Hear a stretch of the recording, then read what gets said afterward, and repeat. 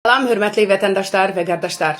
Mən video müraciətlər çəkəndə mənə qorxudan zəng eləməyən və yaxud da zəng vuranda ehtiyatlı ol, sən öldürərlər, axırıma çıxacaqlar, ehtiyatlı ol, çölə çıxanda sağa sola bax deyən tanış-tunuşlarım.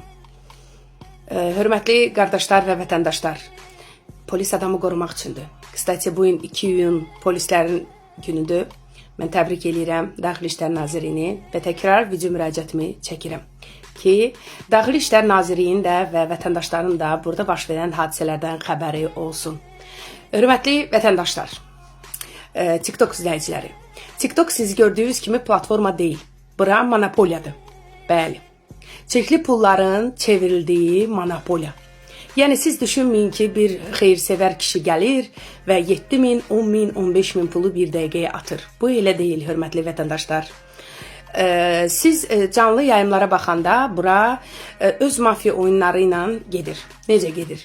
Deməli götürürlər bir dənə quşu, yəni əxlaqsızlıqla məşğul olan qadını və ona gözəl həyat şəraiti yaradacaqlarını bildirirlər. Necə yaradırlar? Deməli bu xanımı otuzdururlar faiza və hansısa yetim, yesir, kasıb, küsub bir hansısa ucqardaq kəndində olan adamı qoşurlar bir-birlərinə. Deyirlər ki, bəs sən burada pekalar oynayacaqsan, biz sənə hədiyyələr atacağıq, sənə eləcəyik fenomen və çıxartdığın pulu verəcəksən lazımı yerə və biz sənə oradan müəyyən faizlər verəcəyik. Hörmətli vətəndaşlar, siz nəzər salsaz, bu qədər jetonların içində, bəli, bu qədər jetonların içində bir çox sizin gördüyünüz fenomenlər kiraya qalır və yaxud da onların pulu olmur. Kart paylaşırlar, əlavə pullar istəyirlər, leasinglərini ödəməyə və kirayələrini ödəməyə və sizə vətəndaş kimi sual yaranmır ki, bunun bu qədər jetonu varsa, bu niyə belə oturur, təzdən dilənir? Bəli. Onlara deyirlər virtual kaşlok. Virtual kaşlok nədir? Adam canlı yayımını açır və online kasino vergidən yayınmaq üçün və yaxud da xarici ölkədən Azərbaycana keçməli olan pulları köçürən insanlar və yaxud da geri çəkmə eləyib pul qazanmaq istəyənlər həmən virtual kaşloka yazır və danışıqlar gedir. Onlar user ad açırlar və yaxud da xarici adlar açırlar. Deməli jetonları həmən adama atırlar ki, güya bu dəstəkçidir. Bəli, riski keşfətdən gəldi, bu pullu qıllı oğlandır, bəli, və bu 1 milyon, 2 milyon, 1 milyon jeton 14 min manat pul eləyir. Atır bura. Hansı ki bilə-bilə ki, 14 min manatın 7 min manata həmən karta oturur. Bəli, deməli bu pullar hardansa müftə gəlir ki, məcburi də çıxarıla bilmir deyə online kaşlokdan çıxarılır. Bəli, hörmətli vətəndaşlar və qardaşlar. Əsas qurbanlar, narkomanlar, bəli, səhvləri olanlar, əxlaqsızlıqla məşğul olanlar, 144 xət 1 insan alveri ilə məşğul olan qadınlardır. Bəli. Əgər TikTokda HQ qalxırsa və vətəndaşlar çox şikayət edirsə ki, TikTokdan əxlaqsızlıqla bağlı qurban kimi yetim yesir uşaqlar gedir. Siz bilirsiniz ki, 16 aprel 2024-cü ildə mənim telefonlarım Sumqayıt şəhər polis idarəsi tərəfindən baxış keçirilmək üçün alınmışdır. Saat yarım ora baxış keçirdilər. Saat yarımdan sonra mənə dedilər ki, telefon göndərilir nazirliyə. Mən HQ saldım, gəldim, video çəkdim ki, hörmətli qiriyyətli qardaşlar, mənim telefonumu alıblar. Bəli. Sonra məni apardılar, mətbuatda lazımsız informasiyanı dərc elədiyimə görə statiya yazıb, məni cərimə elədilər. 3 mayda mən gəldim, başımı qırxdım. Bəli. Bu əslində polisin mənə qarşı zorakılığı deyildi. Polis mənim başımı qırxmamışdı. Bu mafya oyununun bir quraması idi və onlar raşotlarını götürməmişlər ki, mən başımı qırxaram respublikanın içində və canlı yayımda. Bəli. Mən də başımı ona görə qırxdım ki, onlara virtual kaşlok işləməyim. Bəli.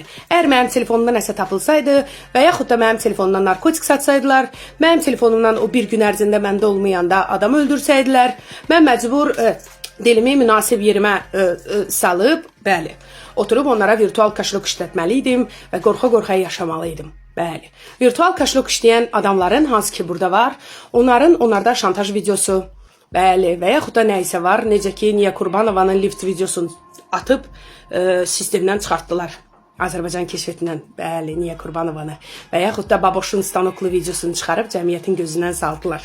Bəli, buranın belə mafya oyunları var deyə və bunlara qoşulmuram və bunlar düşünür ki, mən ruhi xəstəyəm. Bəli, onlar deməli gedirlər, hamısı bir yerdə otururlar və onların içində bir dənə olur suka. Suka nədir? Xəbərçi, bəli. Bütün lazımı danlıları lazımı yerə çatdırır və bildirir ki, filan kəsin yiyəsi var və yaxud da filan kəsin yiyəsi yoxdur. Kimin yiyəsi varsa bu TikTokda baş çıxara bilir, yiyəsi olmayanların başını yeyirlər. Bəli. Çünki istədiyi şeyi yazıb, istədiyi ərzəni Stanley qazilər niki ilə yazırlar ki, qazini söyüb. Ay aman, qazi niki ilə. Hələ araşdırılma getmir ki, o nikdən yazan həqiqətən mi qazidir, yoxsa qazi deyil. Çalışırlar, ajataj yaratsınlar və öz oyunlarını oynayırlar. Sizinlə nəzərinizə çatdırım ki, Daxili İşlər Nazirliyinin bununla bağlı heç bir məlumatı yoxdur. Niyə? Çünki 10 milyon əhalinin 1 milyonu ərizə yazsa, zaten orada vaxt olmayacaq ki, yəni hər şeyə otursun, baxılsın. Başa düşdünüz, hətta TikToka. Bəli, belə şeylər baş verir. Lazımı adamlar öyrədilir və deyir ki, konkretni söyüş söymə, mikrofonu aç, təbii, elə ki, cəmiyyətin gözündən düşmə. Rahat şəraitdə PK-ları oyna və mən dəstəkçi, sənin tərbiyə və əxlaqıva görə sənə dəstək olacağım. Və onlar buna görə prosent alırlar. Rahat şəkildə oturur mikrofonunu, 10.000 keçirsə neçəsi faizini alır və cibinə qoyur. Bunları niyə danışıram? Çünki mənim canım boğazıma yığılıb bu monopoliyada. Mən sakit oturduğum şəkildə, heç kimə qaynayıb qarışmadığım şəkildə mənə gəlirlər, ilişirlər və mən bunu açıb deməliyəm. Deməli, mən Bakinka ləqəbli TikTokerin çikli pullar yuması barədə məlumat verirəm. Ondan sonra özünə Azər adlı şəxs təqdim edən Arzuma müəllim mənə zəng eləyir və deyir ki, şey eləmə, bunu paylaşma. Mən də zəng elərim 102 xidmətinə, sonra mənə çağırırlar Sumqayıt şəhər 4-cü polis bölməsindən. Orada mənə bildirirlər ki, İSKA servisə nə sərf eləyirik, geri çəkmə eləsin və yaxud da nədir, Bakinkaya niyə çirkli pullar keçirsin, biz onu araşdırmırıq, onu vergilər araşdırır. Əgər bunu vergilər araşdırsaydı, zaten biz gedib vergilərə yazardıq.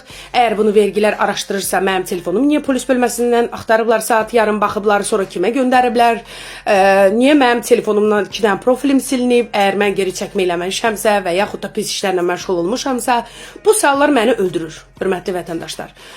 Sizin nəzərinizə çatdırım ki, keçən il polisə nəzarət, baş prokurorluq, qaynar xəttinə zəng vurmuşam. Hər yeri yazmışam.